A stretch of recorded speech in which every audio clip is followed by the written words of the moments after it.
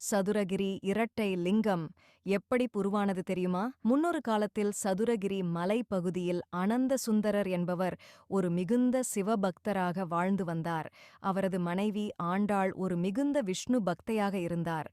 பக்தி வாக்குவாதம் இவ்விரு பக்தர்களிடையே சிவன் பெரியவரா விஷ்ணு பெரியவரா என்ற கேள்வி குறித்து அடிக்கடி பக்தி வாக்குவாதம் நிகழ்ந்தது. இது அகந்தையால் அல்ல, தங்கள் தெய்வத்தின் மேன்மை மீது உண்டான ஆழ்ந்த பக்தியினால் ஏற்பட்டது.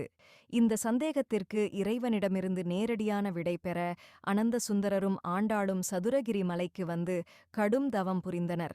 அவர்களின் தூய பக்தியைக் கண்டு கருணைக் கடலான இறைவன் உலகிற்கு ஒரு பேருண்மையை உணர்த்த விரும்பினார்.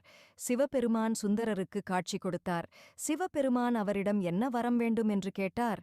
ஐயனே, உங்கள் தரிசனம் ஒன்றே போதும் என்று கூறி தன் மனைவியும் சிவபெருமான் இடம் அழைத்து வந்தார். தனக்கு சிவபெருமான் காட்சியளித்ததைக்